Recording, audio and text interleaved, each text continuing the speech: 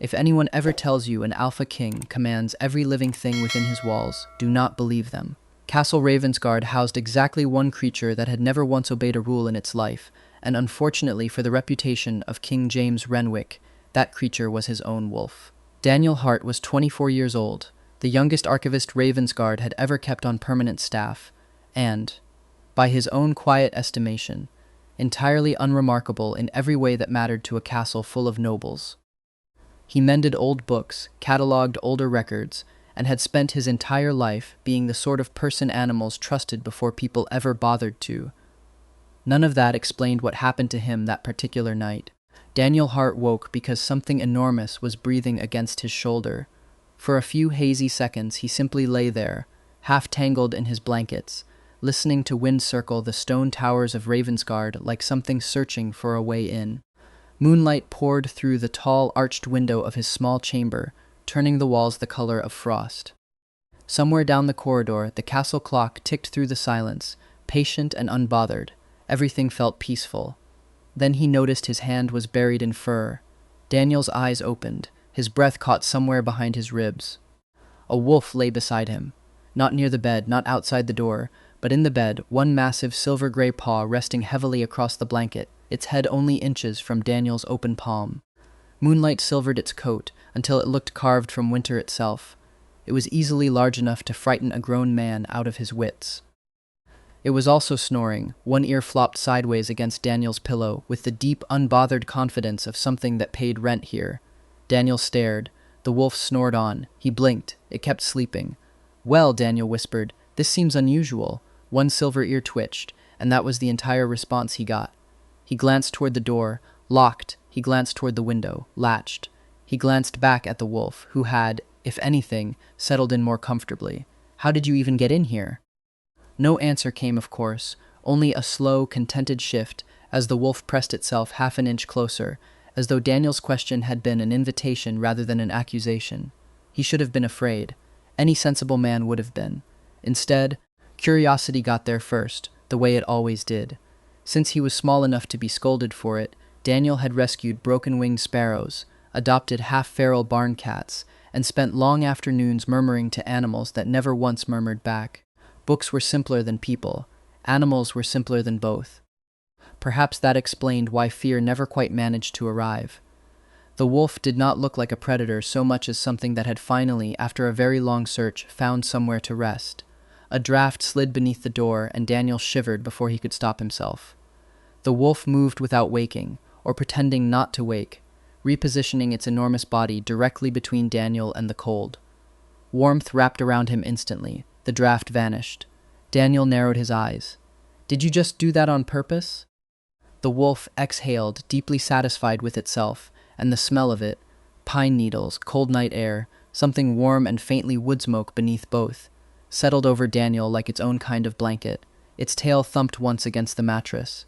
A laugh slipped out before Daniel could catch it. He tried to edge toward the far side of the bed, if only to stand and confirm he had not in fact lost his mind, but the moment he moved, one silver eye opened. Pale gold met startled brown. Daniel would think about that color later, and wonder why he hadn't questioned it sooner, and then the wolf lowered its heavy head onto his wrist. Not hard, just enough to keep him there. Stay. The message was unmistakable, and Daniel, ridiculously, obeyed it. Something about being trusted by a creature that could have crushed his hand without effort settled strangely warm behind his sternum. Nobody in Ravensgard trusted him with much of anything beyond dusty ledgers. This felt different. This felt absurdly like being chosen. "You're ridiculous," he told it softly.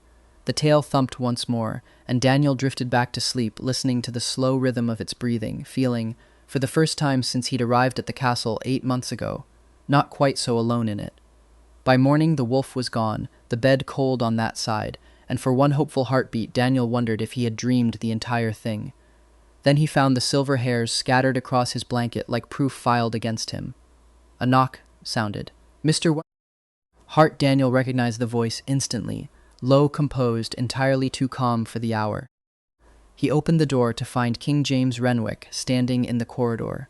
James Renwick was 29, Alpha King of Nordfell since his father's death 6 years earlier, and widely regarded throughout the northern reaches as the most controlled, unshakable ruler the kingdom had seen in a generation. He stood in dark gray and full royal bearing, tall and unreadable as ever, the sort of man entire councils rearranged their arguments around without ever quite realizing they'd done it. Then the king's gaze dropped to the fur scattered across the bed behind him, and something flickered across that carefully composed face. Not surprise, recognition. "Your Majesty," Daniel said. A pause stretched long enough to become its own small event. "I came to apologize." "For what?" Another pause. "A wolf-related incident." Daniel crossed his arms. "A wolf slept in my bed." "Yes." James inclined his head as though confirming a minor point of law. "I suspected as much." "How?" James looked, very deliberately, at a spot on the wall just past Daniel's shoulder. "Instincts." "Instincts," Daniel repeated. "Correct. A wolf somehow entered a locked room, climbed into my bed, and slept there until dawn, and your explanation is instincts. At present, yes." Daniel stared at him. James stared back with the grave composure of a man discussing border treaties, which somehow made the excuse worse rather than better. Then Daniel noticed something else. The king's gaze kept drifting, without permission, toward the exact spot the wolf had occupied, not the room in general, the pillow, the blanket, the dip in the mattress, as though he already knew precisely where to look. "Will it happen again?" Daniel asked. James hesitated for exactly one heartbeat, but Daniel caught it. "Probably not. Probably. Most likely not. Those are different answers." James closed his eyes briefly, as though praying for patience from a god who had already stopped listening to him regarding this particular subject. "A fair observation." Daniel nearly laughed. The most powerful man in the northern reaches looked as though he would rather negotiate 3 separate peace treaties than field another question about his own wolf. Then, for the barest instant, something in his expression eased, relief unmistakable, that Daniel was unharmed, that Daniel was amused rather than afraid. It vanished as quickly as it had come. "If you require anything," James said, already retreating into formality, "inform the castle staff. I need fewer wolves." For the first time, Daniel could have sworn he saw the corner of the king's mouth twitch. A reasonable request. Then he left, and Daniel stood in the doorway, watching the space where he'd been, entirely unable to explain why his pulse hadn't quite settled yet. By afternoon, Daniel had convinced himself it wouldn't happen again. By evening, he was certain of it. By midnight, he was proven spectacularly wrong. The archives found out before breakfast finished, because Ravensgard survived on gossip the way other castles survived on grain. The moment Daniel crossed the threshold, conversation stopped dead. A junior clerk dropped an entire stack of ledgers, and Emma Voss appeared from behind a shelf with the speed of a hunting hawk. Emma was 23, a fellow archivist, and the closest thing Daniel had to a friend inside Ravensgard's walls, endlessly curious, incurably warm-hearted, and possessed of an instinct for scandal that bordered on the supernatural. "Tell me everything." "Good morning to you too, Emma." "The wolf. Is it true, considering I don't know which specific rumor you mean?" "Probably all of them." Emma gripped his sleeve. "Daniel, the kitchen staff know, the laundry staff know, I'm fairly certain the horses know." "That last part seems unlikely." "Wonderful," she said, entirely undeterred. "So it's true." Daniel pressed 2 fingers to the bridge of his nose and said nothing, which Emma correctly interpreted as complete confirmation. The rest of the morning offered no relief. Every servant who passed him seemed to be nursing a question they were valiantly pretending not to ask. By midday, Daniel escaped to the reading room overlooking the eastern courtyard, hoping a history book and an empty chair might restore some sense of normal life. His focus lasted 4 minutes. Movement below the window caught his eye. There, beneath a snow-laden pine in the courtyard, sat the wolf. Not pacing, not hunting, simply waiting, watching the building with the patient stillness of something that had chosen to be exactly where it was. The moment Daniel appeared at the glass, its ears lifted and its tail swept once through the snow, unmistakably pleased. Something warm turned over in Daniel's chest before he could stop it. "You cannot possibly have been sitting there this whole time," he murmured. The tail swept again. As if in answer, "Mr. Hart," Daniel turned. James stood in the doorway, composed and immaculate as always, and yet his gaze followed Daniel's straight down to the courtyard below. His jaw tightened, barely. "Your Majesty, I trust your morning has improved." "It has not." The honesty startled a laugh out of him. James looked faintly wounded by that reaction, which somehow made it funnier. The entire castle believes your wolf has taken up residence in my bedroom. There is, apparently, a theory that it's chosen me as some sort of emotional support human, a creative theory. Another claims you're secretly training wolves as a hobby. Less creative. James considered this for a long moment. Instincts. You enjoy saying that now. Not particularly. You absolutely do. For one unguarded second, something like real amusement flickered behind the king's gray eyes, there and gone before Daniel could hold on to it. It was 3 days later, on a morning bright with false spring sun, that everything shifted, not with a grand event, but a small, careless one. Daniel had climbed the tall archive ladder to reach a box of settlement records that hadn't been touched in a decade, and the ladder, in the manner of all ancient palace furniture, chose that exact moment to decide it had served long enough.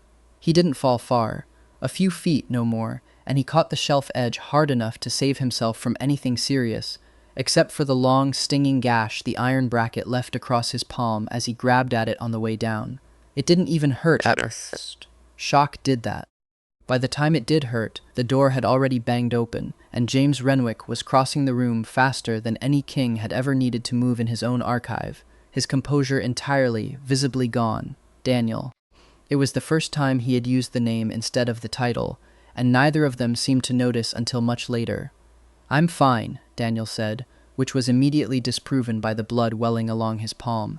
James knelt in front of him anyway, and took Daniel's wrist with a gentleness that felt almost startling from hands large enough to hold a crown. He didn't ask permission. He simply turned the cut toward the light, examined it with the focus of a man who had clearly tended far worse wounds on a battlefield, and pressed his own folded sleeve against it without a flicker of hesitation for the fine fabric he was ruining. "It isn't deep," James said, low, mostly to himself. "You were fortunate. I've had worse from a paper cut. That is somehow not reassuring." Daniel laughed, a small, breathless thing, and then went quiet, because James still hadn't let go of his hand, and the archive had gone very silent around them, and when Daniel looked up, he caught something he was certain he wasn't meant to see. The king's gray eyes, for one impossible heartbeat, weren't gray at all. They'd gone warm, molten, the color of candlelight through good whiskey, fixed entirely on him. Then James blinked, and they were gray again, ordinary and composed, and Daniel told himself he'd imagined it. A trick of the afternoon light through the archive's high windows, nothing more, even as his pulse refused to slow down for the rest of the day. He could still feel the ghost of James's grip around his wrist hours later, gentle and certain, and the particular quality of silence that had filled the room in that one suspended second, thick enough to taste, like the moment before a held breath finally breaks. "You should have someone look at that properly," James said, releasing him with visible reluctance, standing, straightening his ruined sleeve as though that might restore some dignity to the moment. "Thank you," Daniel said. "For instincts," James said, a little too quickly, and left before Daniel could point out that instincts didn't usually kneel on cold stone floors to bind a stranger's hand like it mattered more than anything else in the castle. Daniel sat there a long moment after he'd gone, staring at the careful bandage, feeling something in his chest that had absolutely nothing to do with the cut. That evening, alone in the archive, after everyone else had gone home, Daniel found himself pulling old bestiaries and pack-lore ledgers from shelves he rarely had reason to visit, chasing a thought he couldn't quite let go of.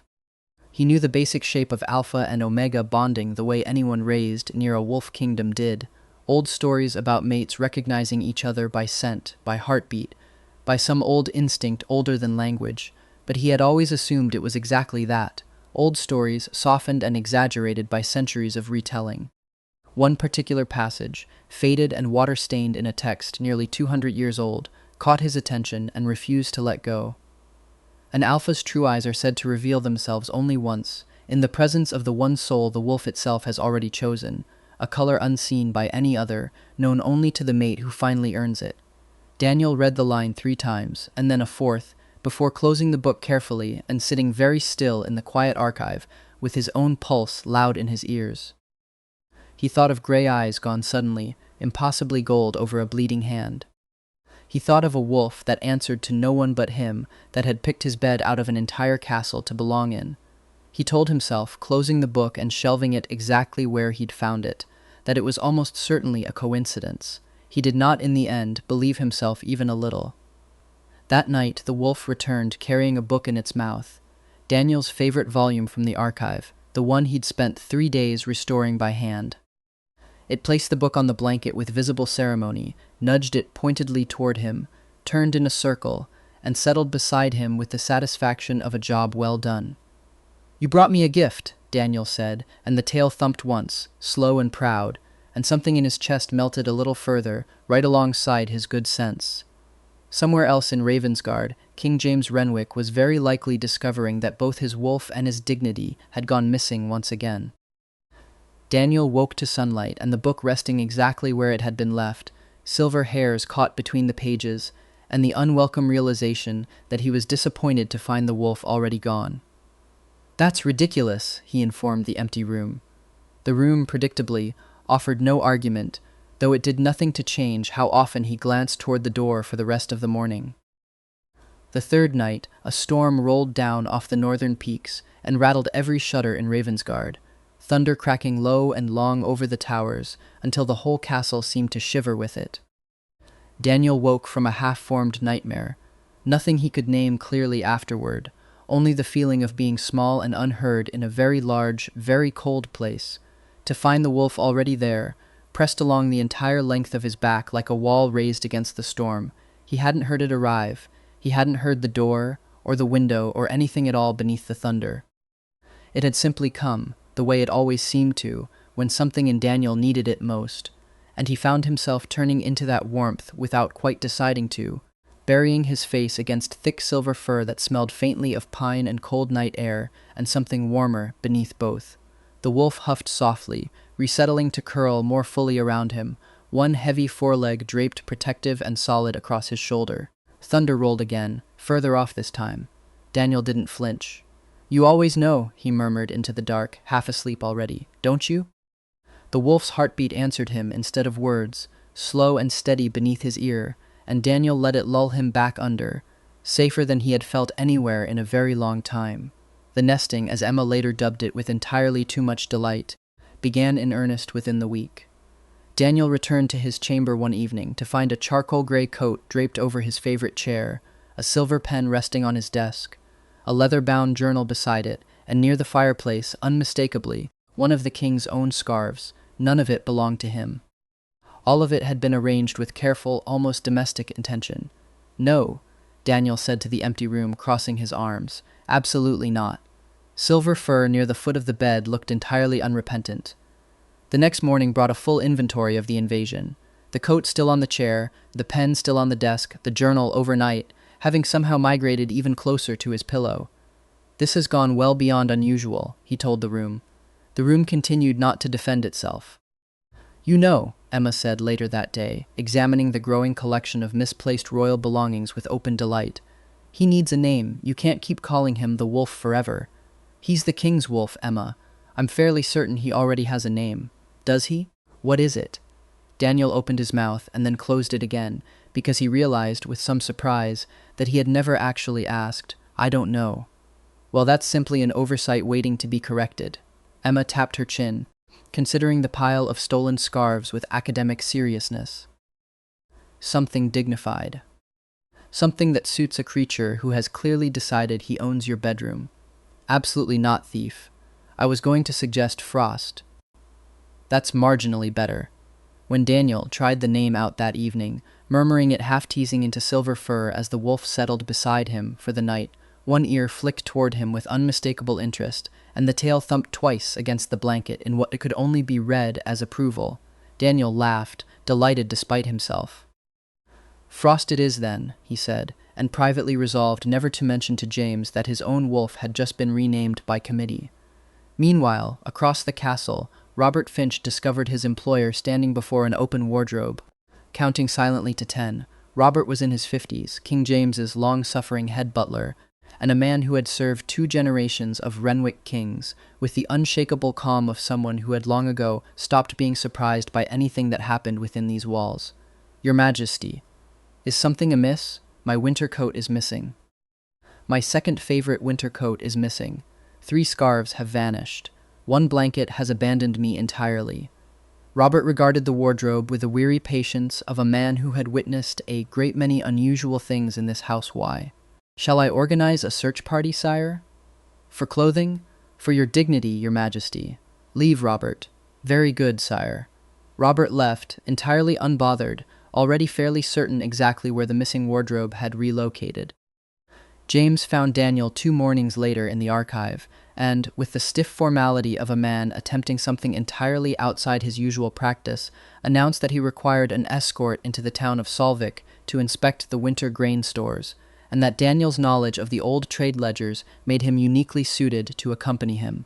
It was, both of them understood perfectly well, a fabricated excuse. Neither of them said so out loud. Solvik in deep winter was a huddle of steep, snow-capped roofs and narrow lanes strung with lanterns, wood smoke curling thin and fragrant into a sky the color of pewter. They walked the market square together, breath fogging the cold air between them, James drawing considerably more attention than either of them had accounted for. Merchants bowing too deeply, children peering wide-eyed from behind their mothers' skirts, the whole town rearranging itself politely around its king's unannounced visit. None of it seemed to interest James half as much as the small stall selling pressed winter flowers preserved in glass, where Daniel had paused, momentarily forgetting the grain ledgers entirely. "You like these," James said. It wasn't a question. "They remind me of home. My mother kept dried violets on the windowsill." Daniel touched the edge of the glass, careful, a little wistful. "It's foolish, it isn't."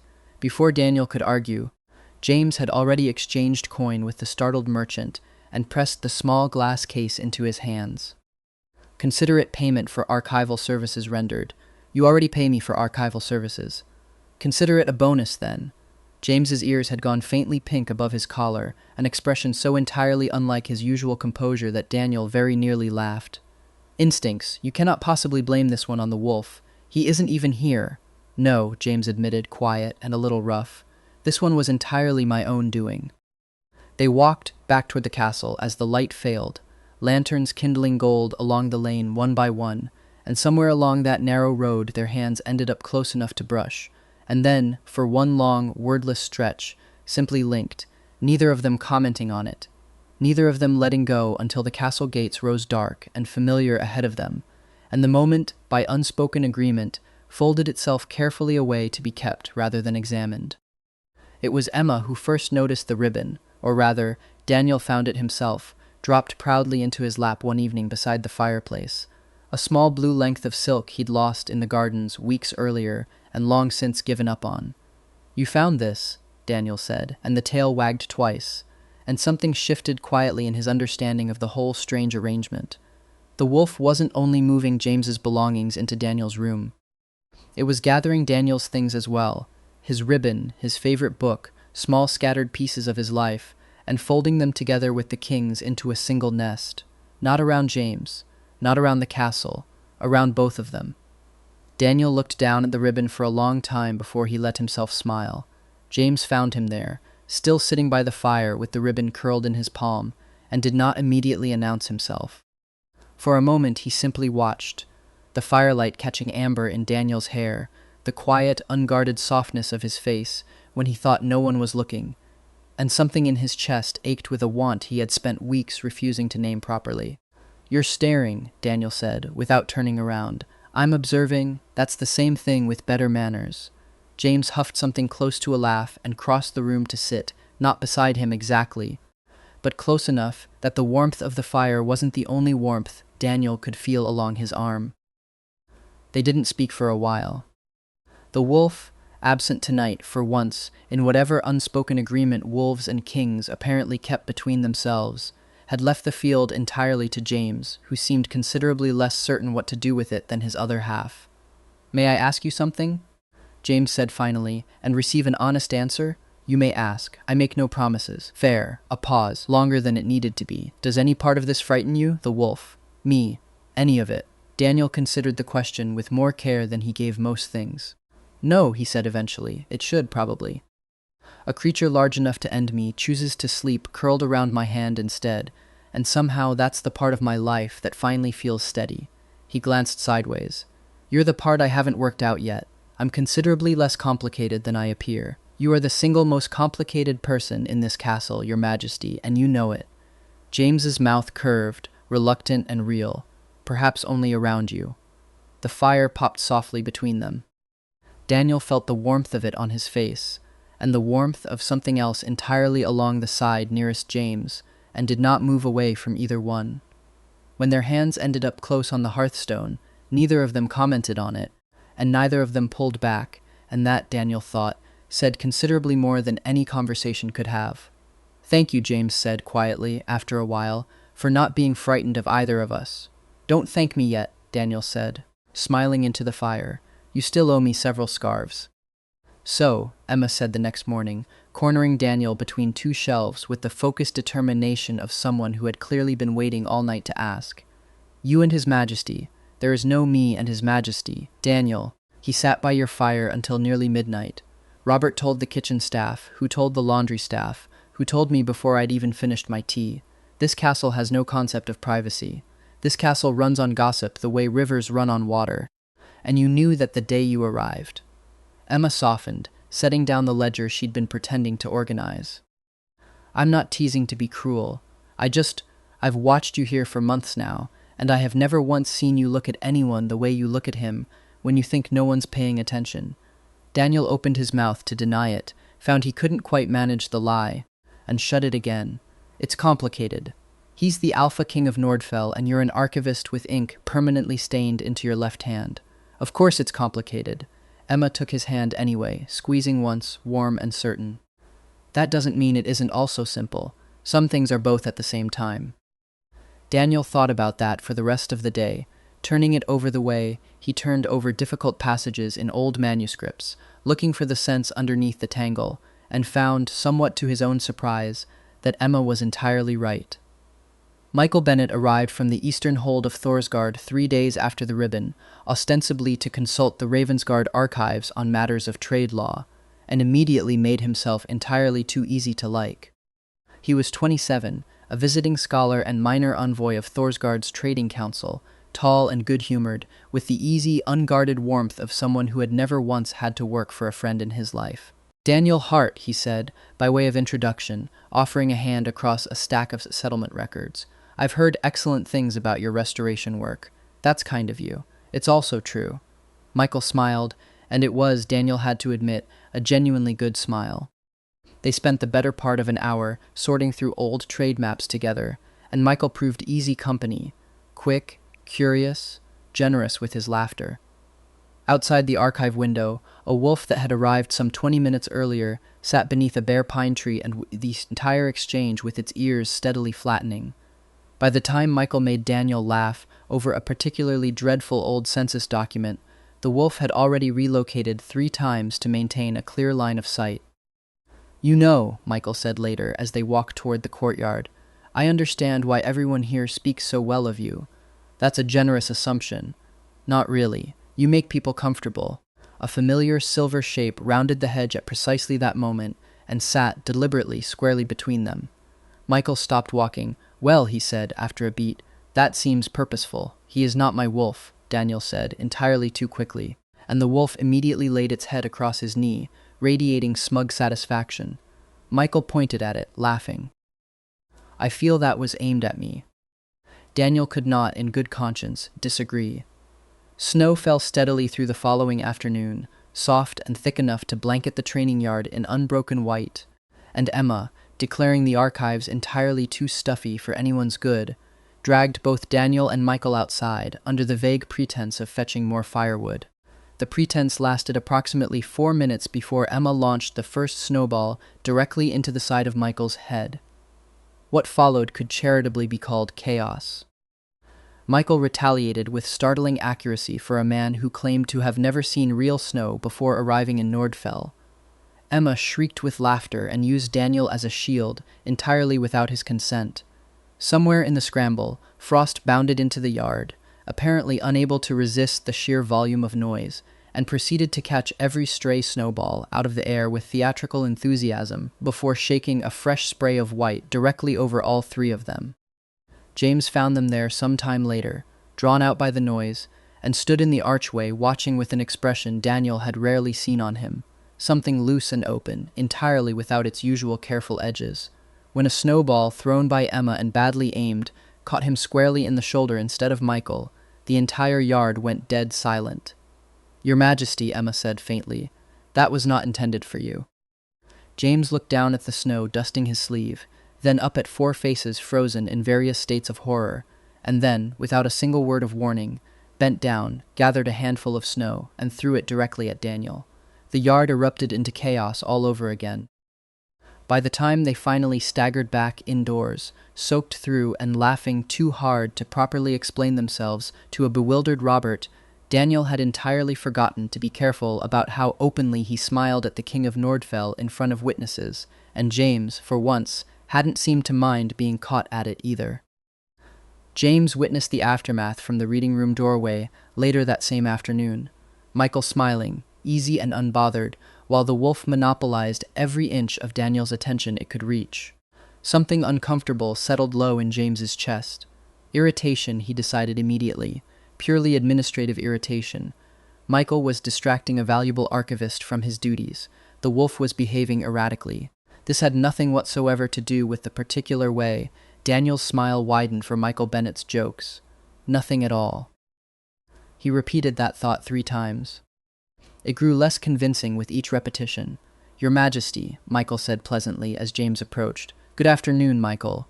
James's voice remained admirably level. "Mr. Hart," Daniel offered him a polite smile. And it bothered James considerably less than the one Daniel had just given Michael, a fact that bothered him a great deal more than the smile itself. The wolf opened one gold eye and studied him with unmistakable smugness. "My own wolf is mocking me," James thought, with the particular despair of a man who had lost an argument to himself. "Everything all right, Your Majesty?" Daniel asked. "Perfectly. You look concerned. I am not concerned. You look concerned." James glanced very briefly at Michael, who had suddenly become fascinated by a nearby bookshelf. "Perhaps slightly," James allowed. "About what?" The wolf pressed closer to Daniel's side. James looked at it for a long moment. "Instincts," he said, with the weary resignation of a man who no longer had any other explanation left to offer. Daniel laughed. Michael laughed. The wolf wagged its tail, thoroughly pleased with itself, and James regretted absolutely everything about this particular afternoon. The following morning, Michael discovered that every document he'd left on the archive table overnight had been thoroughly, comprehensively chewed at one corner. Not destroyed, the wolf, whatever its feelings on the matter, remained scrupulously careful never to damage anything Daniel actually needed. But every single page bore a neat, deliberate scallop of tooth marks along the exact edge where Michael's hand had rested the day before. "I don't suppose," Michael said, holding up a report on grain tariffs that now looked as though it had survived a minor siege, "that this is a common occurrence in Ravensgard's archives." "It is becoming one," Daniel admitted. "Should I be concerned? Only if you enjoy your correspondence intact." Michael laughed, but he moved his chair a careful foot further from Daniel's after that, which the wolf, watching smugly from its patch of sunlight beneath the window, seemed to consider an entirely acceptable outcome. Emma, passing by with an armful of ledgers, took one look at the chewed papers, one look at the wolf, and one look at Daniel's carefully innocent expression, and simply said, "I'm not getting involved," before continuing on her way. The ice came for them 2 mornings later, thin and treacherous, beneath a fresh dusting of snow along the stone bridge over the frozen stream at the edge of the eastern gardens, where frost had traced delicate white lace along every railing and the air smelled of cold stone and distant wood smoke.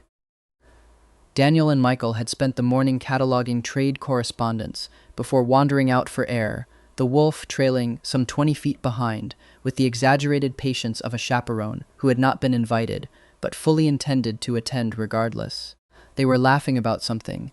Daniel would later fail entirely to remember what, when his boot caught a slick patch near the bridge's center.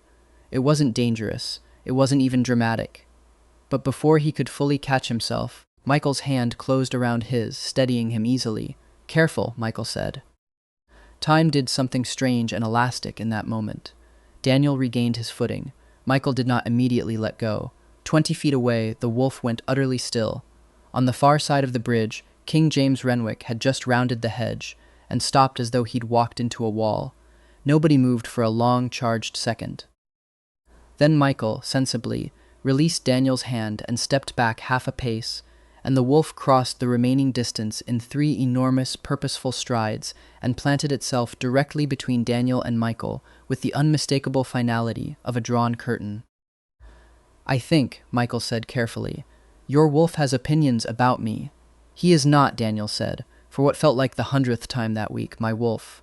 Across the bridge, James said nothing at all, which somehow communicated more than anything he could have said. His jaw was tight. His eyes, for one undefended instant, were the warm gold color Daniel had only ever seen once before, in the archive, over a bleeding hand and a ruined sleeve. Then James turned and walked back the way he'd come without another word, boots crunching hard and fast over the frost, and Daniel stood there in the cold, feeling something complicated twist in his chest that had absolutely nothing to do with the ice. "He's jealous," Michael said, sounding almost sympathetic, watching the king's retreating back. "He has no reason to be, doesn't he?" Michael studied him with the frank, easy honesty of someone who had already worked out exactly what Daniel hadn't yet allowed himself to admit. "Daniel, I like you enormously, and I've enjoyed every hour I've spent here more than I expected to. But I've also spent enough time watching you both to recognize when I'm the wrong recipient of a particular kind of smile." "Michael, I'm not upset," Michael said, and meant it, warm and unbothered as ever. "I'm simply pointing out that a wolf the size of a small horse just planted himself between us for the 2nd time this week, and I don't believe that's really about me at all." Daniel had no answer for that, mostly because he suspected Michael was entirely right, and the realization sat heavy and warm in his chest the rest of the way back to the castle. He found James an hour later on the eastern rampart, alone, staring out over snow-covered rooftops, with the particular stillness of a man doing an enormous amount of thinking he'd rather not admit to. "Your Majesty, Mr. Hart, you've been avoiding me since the bridge. I've been occupied with matters of state." "You've been sulking." James turned faintly affronted. "Kings do not sulk." "You're doing an excellent impression of one." For a long moment James said nothing, jaw working, gaze fixed somewhere over Daniel's shoulder. Then, quietly, almost against his will, "Does he make you happy, Bennett?" The question landed somewhere Daniel wasn't prepared for. "He's a good friend. That isn't what I asked." Daniel studied him, the careful posture, the white-knuckled grip on the rampart stone, the eyes that kept dropping to Daniel's hand as if remembering exactly how it had felt to hold it steady over a wound. "Why does it matter to you?" Daniel asked softly. "It shouldn't." James's voice had gone rough at the edges. "It does anyway." Something in Daniel's chest turned over, warm and unbearably fragile. "Instincts?" he offered, gentler than he meant it, half a tease. James huffed something that was almost a laugh, almost pained. "Something like that. You could simply say it," Daniel said, quieter now. "Whatever it is you keep deciding not to say." James turned fully to face him then, and for a moment the careful mask slipped entirely, leaving something raw and uncertain underneath that Daniel had never once seen on him before. Not in council, not in Cis, not even kneeling over Daniel's bleeding hand in the archive. "I have spent 6 years learning exactly what to say to councils, to envoys, to men twice my age who wanted my crown before I'd earned the right to wear it," James said. "I have never once had to learn what to say to someone I was afraid of losing. I find I am considerably worse at it than I expected to be." "You're not losing anyone." "Not yet," James said, so quietly the wind nearly took it, and Daniel understood, with a small cold jolt, that he already knew something about the council's plans that Daniel did not. Neither of them said anything else after that. They didn't have to. The wind carried the rest of it between them well enough, and when Daniel finally turned to go, he was smiling in a way he couldn't quite explain to himself, even as a small, uneasy thread of worry followed him all the way back down the rampart stairs. The midwinter feast arrived, as it always did, in a blaze of candlelight and cedar smoke, the great hall transformed with garlands of frost-silvered pine and long tables groaning under roasted game and spiced wine. Aunt had attended it every year as staff, tucked along the far wall with the other archive clerks, comfortably invisible.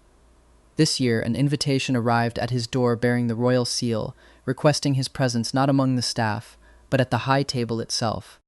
"That's never happened before," Emma said, delighted and scandalized in equal measure, helping him straighten a borrowed doublet with far too much enthusiasm. "Never. Not once. Not for anyone below noble rank. It's probably a mistake. It is very obviously not a mistake, Daniel." It was not a mistake. When Daniel entered the hall that evening, heart lodged somewhere unhelpful in his throat. James's gaze found him across the length of the room before he'd even crossed the threshold, and held there long enough that several nearby nobles turned to see what had captured the king's famously unshakable attention. The evening did not go quietly after that. A young lord from the Western Holdings spent the better part of an hour attempting to charm Daniel with increasingly elaborate compliments about the restoration of an obscure genealogical scroll, delivered with the confident persistence of a man who had never once been told no. Beneath the high table, unseen by anyone but Daniel, a large paw settled deliberately across his boot and stayed there for the remainder of the conversation, heavy and unmistakably possessive. Lady Catherine Wexford, seated nearby in pale winter silk, watched the entire performance with poorly concealed amusement. She was 26, only daughter of the powerful Wexford house, and, as Daniel would only later come to appreciate, considerably kinder than the marriage the council was already quietly arranging on her behalf. "You've made quite an impression, Mr. Hart," she said, leaning close enough to be heard over the music. "His Majesty has looked at his wineglass exactly once all evening. He has looked at you considerably more." "I hadn't noticed." "Everyone has noticed," Catherine said, not unkindly. "I believe half the council noticed before either of you did." Later, when the Western Lord finally excused himself to refill his wine, James appeared at Daniel's elbow with the swift, quiet efficiency of a man executing a maneuver he'd been planning for some time. "Enjoying the feast?" he asked, low enough that only Daniel could hear. "Immensely. I've learned more about 14th century land grants tonight than in the past 3 years, combined. My condolences. Your wolf has been sitting on my foot for 20 minutes. Has he?" James did not sound remotely surprised. "Instincts. You cannot possibly keep using that word for everything." "I intend to use it for as long as it continues to work." Something warm flickered behind his composed expression, brief and unshielded, gone again before anyone else in the hall could catch it. "You look well tonight, Daniel." It was the first time all evening he'd used the name instead of the title in public. Quiet enough that it might have passed for nothing at all, except that Daniel felt it land somewhere considerably deeper than his ears, warm and startling, and did not trust his voice enough to answer with anything but a smile. Nordfell's succession laws had never troubled Daniel much before that winter. An archivist's business was old records, not future ones, but he understood well enough, from a decade of dusty legal ledgers, that James was the last of his line. No siblings, no cousins close enough in blood to satisfy the council's exacting standards, no clear path forward that didn't run directly through a marriage bed and an heir born of it. It was the sort of quiet, unglamorous fact that had simply always existed in the background of palace life, the way old stone existed in the background of a castle, load-bearing and easy to forget until the day it finally mattered. The trouble arrived, as trouble in castles always did, through an open council door Daniel wasn't meant to be walking past. "An alliance with Wexford land would secure the southern border for a generation, Your Majesty. Lady Catherine is of excellent bloodline, well regarded, and the council is united in." "I am aware of the council's position, Elder Richard." "Then surely Your Majesty understands the necessity. Nordfell requires an heir. A political marriage of this caliber cannot be set aside for," a pause delicate and pointed, "personal preference." The voice belonged to Elder Richard, eldest of Nordfell's ruling council, and the sort of man who had never once in 30 years of service raised his voice, and had therefore never once needed to in order to get exactly what he wanted. Daniel didn't hear James's answer. He didn't need to. He simply stood very still in the corridor, with his heart sitting somewhere near his boots, and then he turned and walked away before anyone could find him listening. He did not hear, either, the answer James gave a moment later, low and immovable, that ended the discussion before it had properly begun. That he would not marry Lady Catherine Wexford, that no border alliance was worth a lifetime spent beside someone he did not love, and that the council would simply have to find another solution to Nordfell's succession, because his own heart, apparently, had already made its choice weeks ago, without consulting a single one of them. Elder Richard's protests followed him out of the council chamber and down the corridor, entirely unheeded, while James's mind remained fixed, uselessly, on finding the right way to tell Daniel all of it before he had to hear even a fragment of it secondhand. He was already too late. He told himself that evening, packing what few belongings he'd accumulated at Ravensgard, that this was sensible, that an Omega archivist with no title and no land had no business tangling himself into the private grief of a king who owed his kingdom an heir and an alliance. That leaving now, quietly before anything more foolish happened between them, was the kind thing to do. He told himself a great many sensible things. None of them made the packing hurt less. He kept the pressed violets from Solvik. He kept the blue ribbon and the small silver pen that had never quite made its way back to James's desk. He left the black coat folded neatly on the chair, because it had never truly been his to take, and stood looking at it for far longer than the decision should have required, before he finally forced himself to close the case and stop looking at anything in that room at all. Emma found him in the corridor with his last case in hand and burst immediately into tears, which she blamed, unconvincingly, on dust. "This is a terrible decision," she informed him, wiping her eyes with the back of her sleeve. "You are making a terrible decision, and I want it noted that I said so." Noted. "I'm still going to miss you enormously. I know." Daniel hugged her, and she held on a moment longer than either of them acknowledged. Robert intercepted him near the main hall, offering to arrange the carriage himself rather than send a junior footman, and then, in a rare departure from decades of professional composure, added quietly, "For what it's worth, Mr. Hart, the castle has been considerably warmer since you arrived, His Majesty included." He cleared his throat immediately afterward, as though startled by his own honesty, and said nothing further. Michael shook his hand and told him, with real warmth, that Ravensgard would be considerably less interesting without him, and that Frost, at least, would probably never forgive either of them for this. Lady Catherine Wexford herself, passing through the ballroom in pale silk, paused long enough to say quietly, "Most people here see a king. I see a man who looks miserable every time you leave a room," before adding gently, "You are not the problem, Mr. Hart," and walking on before Daniel could find any words at all.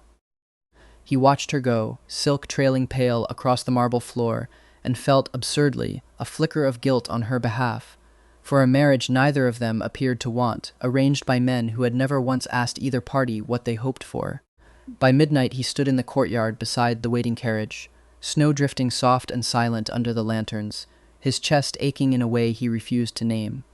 The wolf sat beside the carriage door, watching him with an expression that, on a human face, would have been called heartbroken. Daniel knelt and buried his fingers one last time in that familiar silver fur. "I'm going to miss you," he whispered, and Frost pressed its head hard against his shoulder and did not move for a long moment. Then Daniel stood, picked up his case, and walked toward the carriage. The wolf followed. He reached the step. The wolf followed. He opened the door. The wolf planted itself directly in front of it and refused, with total silver-eyed stubbornness, to move so much as an inch. A laugh escaped Daniel despite everything, thick with tears he hadn't quite let fall. Not this again. Behind him the castle doors opened. Footsteps crossed the snow-packed courtyard, unhurried and then suddenly not unhurried at all. Daniel, not Mr. Hart, not a title, just his name, carried clear across the winter night, and Daniel had never in his life heard 4 letters mean quite so much. James crossed the remaining distance until only a few feet separated them, lantern light catching golden eyes that he made no effort at all to hide. "Don't leave," he said. "You can't ask that of me. Why not? You know why." Daniel's voice cracked, despite his best effort. "The council.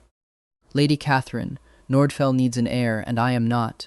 "You heard what the council wants," James said, low and fierce. "You never once heard what I want." The words landed harder than Daniel expected. "Does it matter?" "Yes." James's voice didn't waver. "It matters more than anything else in this kingdom." The wolf rose and moved quietly to stand at James's side, and for one strange, suspended second Daniel saw them together, beneath the lantern light. The same eyes, the same stillness, the same impossible warmth he'd been collecting evidence of for weeks without ever quite admitting what it added up to. "You should have told me," Daniel whispered. "About the council, about Lady Catherine, about any of it." "I was going to refuse them," James said. "I had already decided, before you ever heard a word of that conversation. I only hadn't found the courage yet to say it to you directly, which I recognize, standing here, was an extraordinary failure of judgment for a man who is supposedly qualified to run a kingdom. You could have simply told me you'd made your choice. I know. James closed his eyes. I was afraid. Afraid? Daniel stared at him. You're the Alpha King, exactly. James's laugh carried no humor at all. I've spent my entire life knowing precisely what to do about everything. Then I met you. And I was afraid that if I told you the truth too soon, you would leave. Daniel glanced at the packed carriage behind him. James followed his gaze. That strategy, James admitted, does not appear to have worked especially well. A startled laugh broke free before Daniel could stop it, and the wolf's tail thumped once against the snow, and James looked almost dizzy with relief just to hear him laugh. The wolf, Daniel said slowly, has been stealing my belongings, yes, and moving your entire wardrobe into my room. Also yes, that was you. Technically, James said, it was the wolf. There is no technically left, your majesty. A fair point. The wolf looked, if anything, extremely pleased with itself. To be fair, James added, instincts were involved. Still instincts. James smiled then. A real one. Warm and open and entirely unlike the composed mask Daniel had spent months learning to read past. Not entirely, he said quietly. The rest of it was simply you. Something in Daniel's chest finally, fully settled. The last piece clicking into place with a quiet certainty he'd been circling for weeks, without daring to name it. The castle doors opened again behind them. Emma, Michael, Robert, and half the council spilled into the courtyard, apparently having discovered the night's entire drama through channels Daniel chose not to investigate. Of course they're all here, Daniel groaned. Instincts, James said automatically, and Daniel laughed so hard he had to lean against him to stay upright, which James accepted with the quiet, immovable satisfaction of a man who had waited a very long time for permission to hold on. Elder Richard cleared his throat and stepped forward. James raised one hand, and the entire courtyard fell silent. There seems to be some confusion, James said, his voice carrying easily across the snow. Allow me to clarify. Every eye in the courtyard fixed on him. Mr. Hart belongs at Ravensgard. He belongs because he is valued. His gaze found Daniel's and held. He belongs because he is wanted. Daniel's breath caught. And he belongs because I have chosen him. The silence that followed felt enormous. Then Lady Catherine unexpectedly smiled, not sadly, not bitterly, but with genuine warmth, and crossed the courtyard to stand beside Daniel. It took him long enough, she said quietly. Michael laughed. Emma looked ready to cry, and several of the archive clerks in the background actually did. Elder Richard exchanged a long, resigned glance with the rest of the council, sighed and muttered, well, that could have gone considerably worse, which seemed to be the closest thing to a blessing Ravensgard's council would ever offer. Somewhere near the back of the gathered crowd, Michael leaned toward Emma and murmured something that made her laugh so hard she had to grip his arm to stay upright, and even Robert, standing composed as ever near the castle doors, allowed himself the smallest, most satisfied smile Daniel had ever seen cross his face. The wolf walked straight to Daniel's side and leaned against him with unmistakable triumph. I believe he thinks he won, Daniel said. He did, James admitted. And for the first time in a very long while, Daniel let himself believe that maybe he had too. Later, once the courtyard had emptied and the excited chatter had drifted back indoors toward warm fires and considerably more wine than the hour really justified, James walked Daniel back up the stone steps himself, unwilling, it seemed, to let even a few feet of distance settle between them again so soon. For what it's worth, James said quietly, at the top of the stairs, I had already decided, before the courtyard, before any of it. I only failed, rather badly, at telling you in time. You're forgiven, Daniel said, on the condition that you never let Frost do the confessing for you again. James blinked. Frost. The wolf has a name now, Emma insisted. Of course she did. But James was smiling, helpless and unguarded, and when he leaned down to press his forehead briefly against Daniel's, warm and solid and entirely unafraid for the first time in weeks, Daniel felt the last of the night's cold finally lift away from him completely. Frost, James murmured again, almost fondly. I suppose that's fitting. He found you first, after all. He had better manners about it than you did. Marginally, James agreed, laughing quietly against his hair, and neither of them moved for a long unhurried while after that, entirely content to simply stand there in the lantern light, having finally arrived somewhere neither of them intended to leave again. Winter loosened its grip slowly after that, the way it always did, snow retreating from the gardens in patient, silver-edged stages until spring finally arrived to claim Ravensgard for its own. The council, in time, accepted what the rest of the castle had understood for months, Elder Richard included, who eventually admitted, with visible reluctance, that a king who smiled this often was probably worth more to Nordfell than any border alliance. Emma remained insufferably pleased with herself, and took every opportunity available to remind Daniel that she had, in fact, called it first. Michael stayed on longer than his trade business strictly required, and eventually became a valued friend to them both, along with an excellent and entirely unrepentant source of gossip about the Eastern Hold. Robert, for his part, quietly reorganized an entire second wardrobe into Daniel's chambers without comment, as though he had simply been waiting for official permission to make the arrangement permanent. And Daniel stayed exactly where the wolf had first decided he belonged. Several weeks later, returning from a long day in the archives, Daniel opened his chamber door and stopped dead. A familiar black coat hung by the fireplace. A second rested across the chair, 2 scarves occupied his desk, and a pair of gloves sat beside his favorite book. He closed his eyes. "No, something wrong?" James asked from the doorway behind him. Entirely too innocent. Daniel pointed, with great feeling, at the room. "Your wolf happened." James surveyed the evidence with the mild interest of a man reviewing a report he'd already read. The wolf lay proudly beside the bed, tail thumping once against the floor. "Interesting," James said. "Do not encourage him." "I would never." James picked up a scarf, examining it with theatrical curiosity. "He's moved half my wardrobe in here again." "Instincts," Daniel said, deadpan, and James laughed, a real, easy sound Daniel had come to treasure more than almost anything else in this castle. And the wolf wagged harder, entirely unrepentant, while sunlight poured gold and warm through the window and settled over the room like it, too, had finally found somewhere it belonged. Home. After everything they had both survived to get here, that was what remained. Epilogue. A year of instincts, a year of marriage, had taught Daniel a great many things about being wed to the Alpha King of Nordfell, and the most persistent lesson, by far, was that Frost had never once relinquished his claim to their bed, treaty or no treaty. "He is a married wolf now," Daniel informed him one frostbright morning, nudging a very large, very unrepentant paw off the blanket for what felt like the 1000th time. Married wolves are meant to develop some sense of boundaries. Frost thumped his tail once, entirely unmoved by the argument, and resettled directly across Daniel's feet. "He does not believe in boundaries," James said from the doorway, already dressed, already amused, holding 2 cups of something that smelled far too strongly of cinnamon to be simple tea. "I've had 6 years to establish that fact, and I regret to inform you the matter is not open for further negotiation. You could have warned me before the wedding. And risk you changing your mind?" "Absolutely not."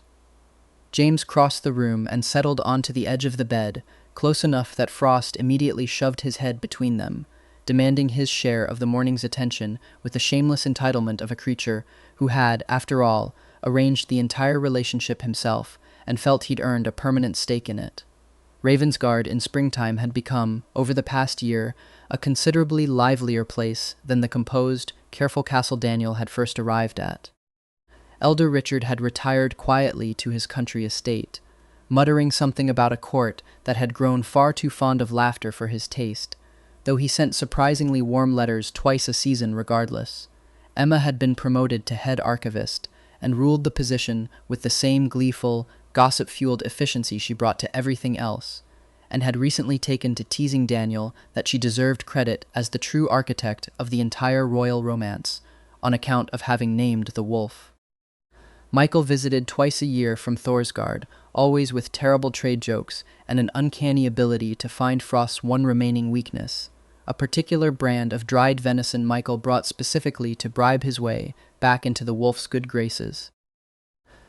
Lady Catherine had, in the end, married a lord from the eastern coast entirely of her own choosing, and wrote occasionally to Daniel with dry, affectionate updates about her husband's improbable enthusiasm for sailing, always signing her letters your fellow escapee of arranged inconvenience, which never failed to make him laugh.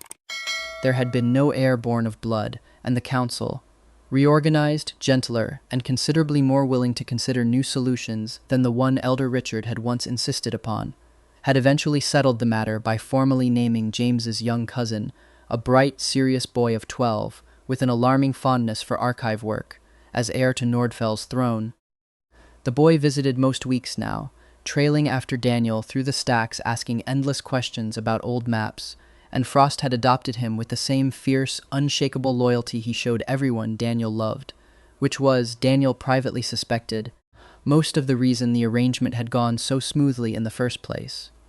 "You're thinking too hard for this early in the morning," James murmured, catching the drift of Daniel's attention, pressing a kiss to his temple that still, after a full year, managed to make something warm unfurl low in Daniel's chest. "I'm thinking that I never expected any of this. The castle, you, him." Daniel scratched behind Frost's ear, earning an enormous, undignified sigh of contentment. "A year ago I was cataloging land grants and trying to convince myself a wolf hadn't actually slept in my bed. And now I share a bed with both of you, and somehow that's the least strange part of my entire life." James laughed, the real, open laugh Daniel had once had to work so hard to earn, freely given now, easy as breathing. "For what it's worth," he said, "I would do all of it again exactly the same way. Even the part where I blamed everything on instincts for 3 straight months, especially that part, it was very convincing. It was a complete disaster, and you know it." "A complete disaster," Daniel agreed, tucking himself closer against his husband's side while Frost draped himself proprietarily across both their laps. That worked out rather well in the end. Sunlight spilled warm and gold across the blankets, catching amber in James's hair and turning Frost's silver coat the color of morning itself. Somewhere below in the courtyard, spring birds had already begun their noisy work in the garden hedges, and the whole castle seemed to hum quietly with the particular, unremarkable happiness of an ordinary day among people who loved each other without needing to make a production of it anymore. "Instincts," James said again, softer this time, watching Daniel rather than the window. And it no longer sounded like an excuse at all. It sounded simply like the truth he'd been circling for a very long time before he'd finally had the courage to land on it. Daniel smiled and did not correct him, because for once he didn't need to. Later that morning, once tea had gone cold and Frost had finally been coaxed off the bed with the promise of breakfast scraps, Daniel stood at the window watching his husband cross the courtyard below, dark coat catching the early light, pausing halfway to scold a guard for something that was almost certainly not worth scolding over, and almost certainly an excuse to glance back up at their window regardless. Frost, ever loyal, abandoned his breakfast entirely to trot after him, and James reached down without breaking stride to rest one hand briefly against the wolf's head, the gesture so familiar, so unremarkable after a year of mornings like this one, that it barely registered as anything at all, which was, Daniel thought, exactly the point of it. Some loves announced themselves with fireworks and declarations across snow-covered courtyards. Others simply settled in, quiet and certain, morning after ordinary morning, until one day you looked up and realized you could no longer remember what your life had looked like without them in it. He pressed his palm briefly to the cold glass, smiling at nothing in particular, and went down to join them both for breakfast.